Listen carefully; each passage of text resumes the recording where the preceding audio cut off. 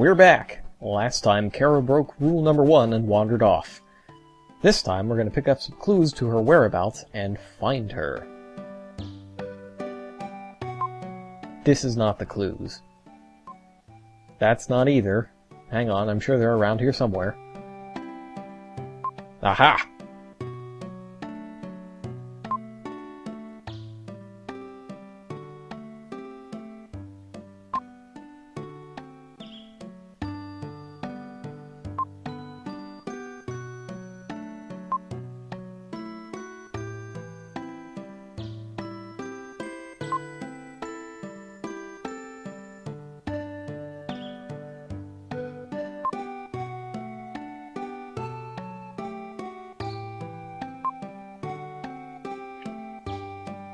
Alright, well, aside from the fact that this entire setup is very similar to how people wind up in porn, we've got some very important clues.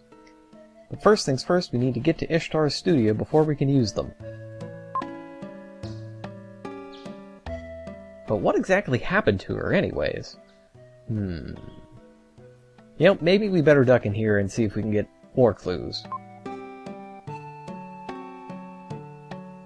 That is certainly a clue, and it makes me feel like I have a very bad feeling about this.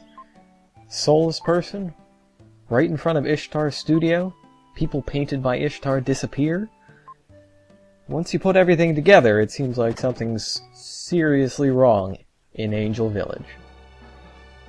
And once you add the fact that there is a dungeon in front of his studio, things look even worse.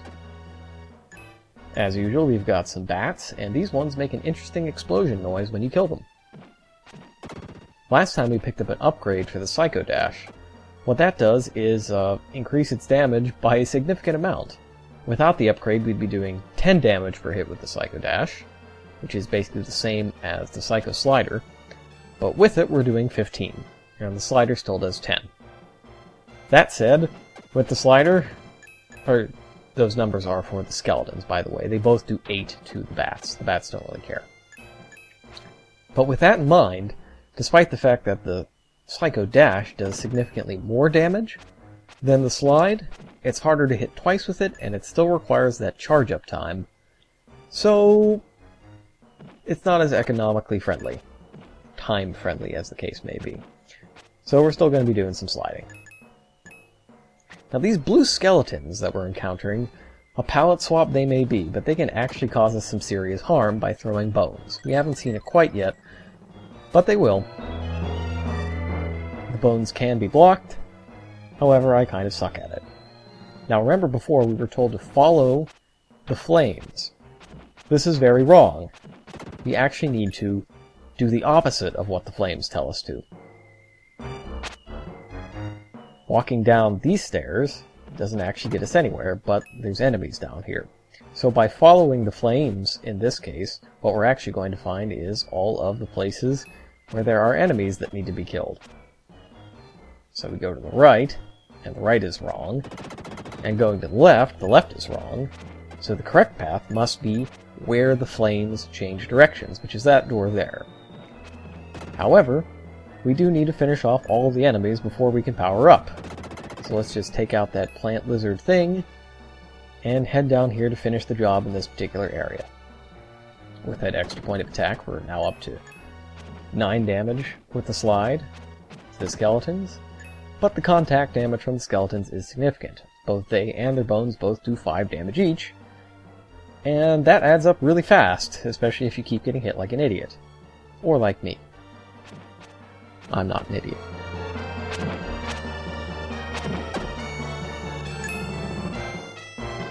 Alright, maybe I am. That was a terrible hit. Should have never taken it. Or that one. And now I'm in severe, most deep, dark trouble. But, fortunately, those lizard things can drop health. Now, I'm a particular fan of this room. It's dark, and the enemies are actually dark too. It's a new sort of palette swap, where the palette is just black. It's a really nice artistic touch, with the only light in here being the flames, and if you look really closely, you can see that the rings of light around them kind of shimmer a bit, which is a really nice touch. I like it a lot. This is a good room. And 2 more to go. We also see that the flames are all pointing left, so of course we need to go to the right. Not that there's anything else in here and you can't possibly get lost.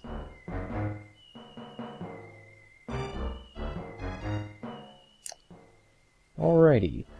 Now we see that there is a treasure chest in this area. And we've got a left and right and right. So the entrance is here somewhere. Between these torches. Aha! There we go. And much to my dismay, you don't actually have to open up the places that, or open up the passage yourself. I would have liked to Psycho Dash into it since we haven't done that in a while. Not since the Diamond Mine, I believe. And once again, I took a hit from that new enemy. That particular enemy, the Bone Tower, is exactly like the Bone Tower from Castlevania. Get lucky again, get some health back. And if you notice, this little lizard plant dude is guarding somewhere that we can slide into.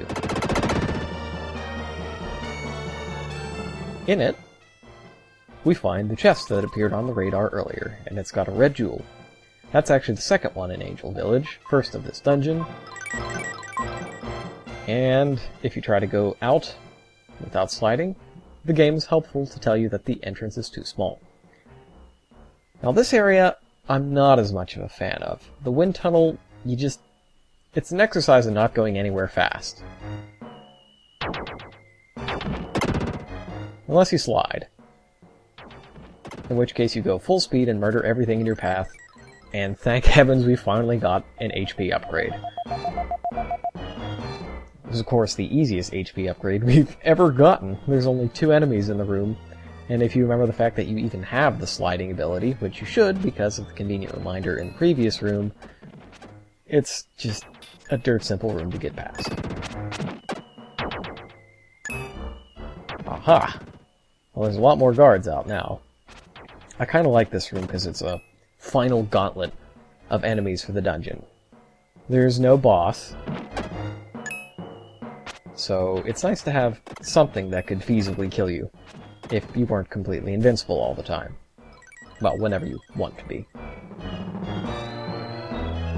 Alright, let's head through. There we go. Alright, so the music stopped. Listen very carefully. Hear how the sound of the waterfall changes? Just like that woman mentioned to us before. And right here, our hair starts to blow again. And that's how we know that there's another hidden passage that we don't get to blow open with the Psycho Dash. Still disappointing. Alright, we're at the waterfall. That means that this is the last place before Ishtar's main studio. And in this door... Oh boy! It appears our worst fears have come true. Kara was painted, and she was absorbed into the painting. Hopefully there's a way to reverse the process, and we're going to have to beat it out of Ishtar. But first, we're going to rob him. Red jewel number 2 in the dungeon. Alright, now for serious this time, let's go just beat Ishtar up till he tells us how to fix all of this. Well, I can't swing my flute at him.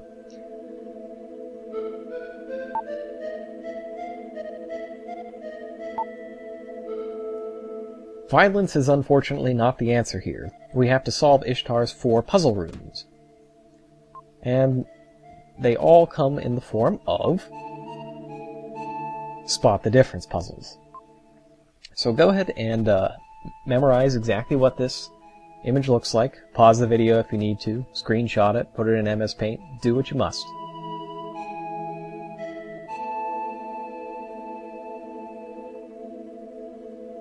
Okay, and now we're going to head over to the next room and point out what is different about it. Because that's how Spot the Difference works.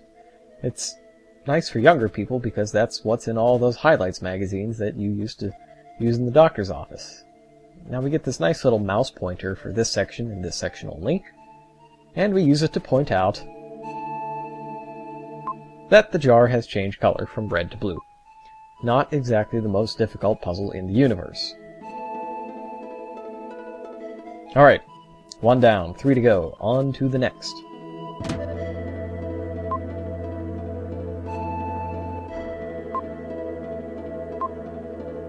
Alright, we got 2 portraits of angels, and a rock, and 2 red pots, and a statue buried in the ground. Got it.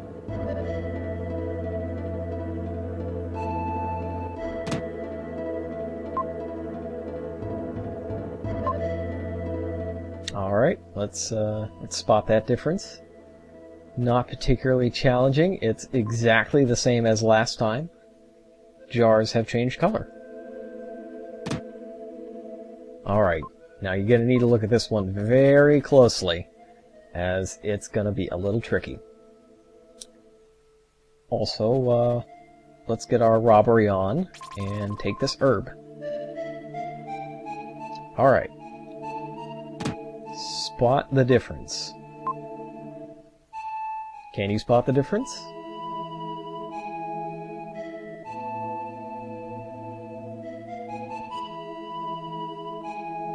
I can't.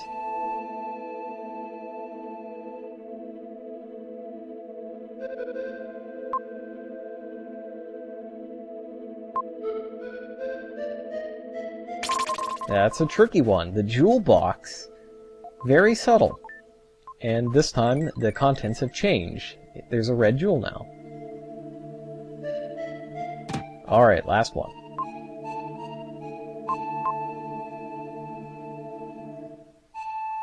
This is the nice and symmetrical room. It should be pretty easy to figure out if anything changes.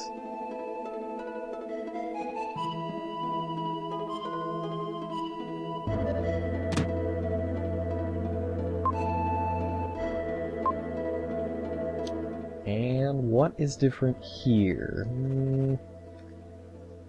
The surroundings look pretty similar, so it must be Will. Nice touch, but not particularly difficult if you've been paying attention in any dungeon in the entire game. Except maybe the Sky Garden. Alright, let's go claim our prize. Oh my god, what has he done?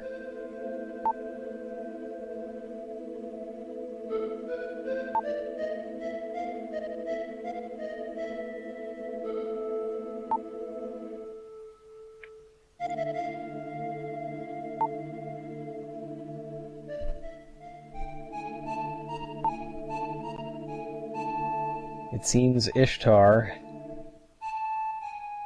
couldn't stand what he had done and committed suicide by self-portrait. How very creepy. So creepy, in fact, that the staff writers at Doctor Who must have loved this because they made fear her. And of course he only leaves us enough magic dust to save one person, but it's not like we care about the angels anyways, and they don't have any emotions to care about anybody. So it's not like they could save them in the first place. They haven't got any deep feelings. Let's do this thing.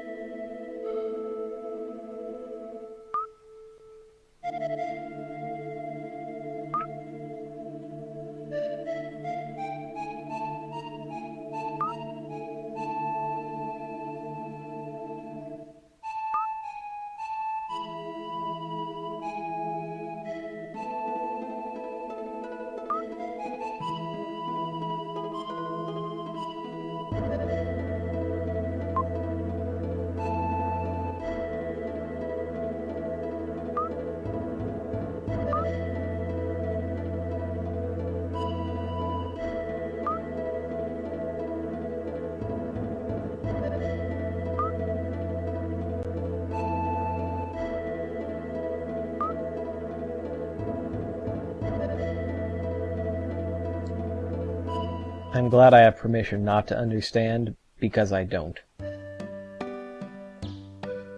I'm really not sure what happened at the end there.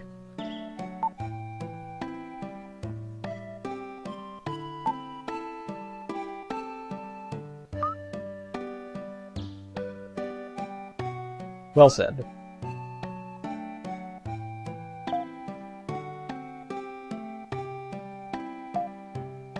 Alright, so now that our adventures in the Angel Village are finished, let's get a brief recap from everybody. Lance still has the hots for Lily. Kara likes it.